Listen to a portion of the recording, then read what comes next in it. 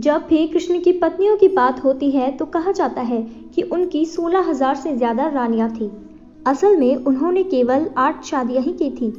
उन रानियों को पटरानी कहा जाता था। कृष्ण ने प्रेम विवाह भी किए और राक्षस विवाह भी। जानिए उनकी रानियों के बारे में और साथ में संतानों के बारे में भी।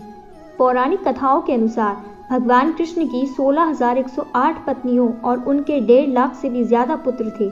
हालांकि ऐसा पुराणों में उल्लेख है कि एक दानव भूमासुर ने अमर होने के लिए 16,000 कन्याओं की बलि देने का निश्चय कर लिया था।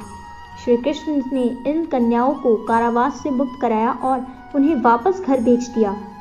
जब वो घर पहुंची तो परिवार वालों ने चरित्र के नाम पर उन्हें अपनाने से इनकार कर दिया।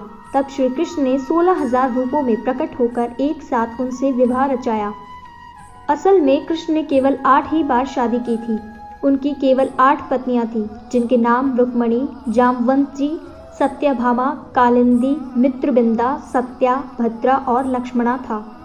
महाभारत के अनुसार श्री कृष्ण की सबसे बड़ी रानी रुक्मणी थी। उन्होंने उनका हरण कर उनके साथ विवाह रचाया था। इस विवाह को चूंकि उन्होंने अपहरण करने के बाद रचाया था, इसलिए भारतीय शास्त्रों के अनुसार इसे राक्षस विवाह भी कहा गया है। विदर्भ के राजा भीष्मक की पुत्री रुक्मणी भगवान कृष्ण से प्रेम करती थी, उनसे विवाह करना चाहती थी। रुक्मणी के भाई ने उनका विवाह किसी और से तय कर दिया था। जब ये बात कृष्ण को पता चली तो उन्होंने बलपूर्वक रुक्मणी का हरण कर लिया, द्वारका ले आए। यहाँ फिर कृष्ण रुक्मणी का विवाह हुआ। सत्यभामा राजा सत्राजित की पुत्री और श्री कृष्ण की 3 महारानियों में से एक थी। सत्राजित सूर्य भक्त था। उसे सूर्य ने स्वयंवतक मणि प्रदान की थी। ना जाने कैसे सत्रजीत को गलतफहमी हो गई कि ये मणि कृष्ण ने कब्जे में ले ली है, जबकि ऐसा नहीं था।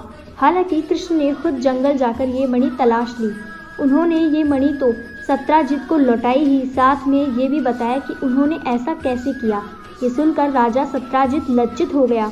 उसने अपनी बेटी सत्यभामा का विवाह कृष्ण से कर दिया। साथ ही उसने वो मणि भी कृष्ण को देनी चाहिए, लेकिन उन्होंने उसको लेने से मना कर दिया। दरअसल सत्यभामा की शादी के साथ जुड़ी हुई कहानी उनकी जामवंती के विवाह से भी है। कृष्ण जब मणि को तलाशते हुए जंगल में ऋतुराज जामवंत की गुफा में पहुंचे तो वहां उन्होंने देखा एक बालक को स्वयंवतक मणि से खेलते हुए। अनजान व्यक्ति को देखकर बालक की धाय ने शोर मचाया। जामवान ने वहां पहुंचकर कृष्ण से युद्ध शुरू कर दिया। कुछ ही देर में जामवंत ने कृष्ण को पहचान लिया। उसने उन्हें वो मणि लौटा दी। साथ ही अपनी कन्या जामवंती का विवाह श्री कृष्ण से कर दिया। भगवान श्री कृष्ण की ऋतुकीर्ति नामक बुआ कैकेयी देश में रहती थी। उनकी भद्रा नामक एक कन्या थी। भद्रा और उनके भाई कृष्ण से उनका विवाह करना चाहते थे। अपनी बुआ और भाइयों की इच्छा पूरी करने के लिए कृष्ण ने पूरे विधि विधान से भद्रा के साथ विवाह किया। अवंतिका देश के राजा विंद और अनुविंद, वे दुर्योधन के वंशवर्ती तथा उनके अनुयायी थे। मित्रविंदा श्री कृष्ण की फूआ राजा धीदेवी की कन्या थी। उसकी शादी के लिए स्वयंवर का आयोजन किया गया। इसमें श्री कृष्ण भी पहुंचे। मित्रविंदा खुद कृष्ण से विवाह करना चाहती थी। मित्रविंदा का भाई दुर्योधन से अपनी बहन का विवाह करना चाहता था। तब श्री कृष्ण ने सभी विरोधियों के सामने मित्रविंदा का हरण कर लिया। उन्होंने मित्रविंदा के दोनों भाई विंद अनुविंद को पराजित कर उनका हरण कर लिया, फिर विवाह कर लिया। श्री कृष्ण जब पांडवों से मिलने के लिए इंद्रप्रस्थ पहुंचे तो युधिष्ठिर, भीम, अर्जुन, नकुल, सहदेव, द्रौपदी और कुंती ने उनका आतिथ्य पूजन किया। इस दौरान एक दिन अर्जुन को साथ लेकर भगवान कृष्ण वन विहार के लिए निकले। जिस वन में वे विहार कर रहे थे वहां पर सूर्य पुत्री कालिंदी श्री कृष्ण को पति रूप में पाने की कामना कर रही थी। कालिंदी की मनोकामना पूर्ण के लिए श्री कृष्ण ने उनके साथ विवाह कर लिया। राजा नग्नजीत की पुत्री का नाम था नग्नजीती। वह सुंदर और बेहद गुणवान थी। राजा ने उसके विवाह के लिए मुश्किल शर्त रख दी कि जो क्षत्रिय 7 बैलों पर जीत प्राप्त करेगा उसी के साथ वे अपनी बेटी की शादी करेंगे। कृष्ण ने ये काम कर दिखाया। राजा ने उनका ये पराक्रम देखने के बाद खुशी खुशी अपनी बेटी की शादी उनसे कर दी। जिस तरह महाभारत में अर्जुन ने स्वयंवर में मछली का प्रतिबिंब देखकर असली मछली की आंख में तीर चलाया था, उसी तरह कृष्ण ने लक्ष्मणा से स्वयंवर में विवाह किया था।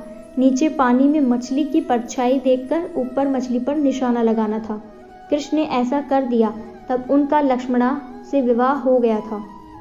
इन 8 रानियों से हर एक से कृष्ण को 10 बेटे हुए, यानी कुल मिलाकर उन्होंने अपनी इन पत्नियों से 80 पुत्र मिले थे। इन 8 महिलाओं को अष्टाभार्या कहा जाता है। श्री कृष्ण के सबसे बड़े पुत्र का नाम प्रद्युम्न था। प्रद्युम्न कामदेव के अवतार माने जाते हैं। हालांकि शंबरासुर नाम के दैत्य ने उसका अपहरण करके उसकी हत्या करनी चाहिए, लेकिन वो बच गए। बाद में उनके बेटे अनिरुद्ध को कृष्ण ने अपना उत्तराधिकारी बनाया। तो मित्रों, ये जानकारी आपको कैसी लगी? अच्छी लगी हो तो वीडियो को लाइक करें, साथ ही चैनल को सब्सक्राइब जरूर करें। धन्यवाद।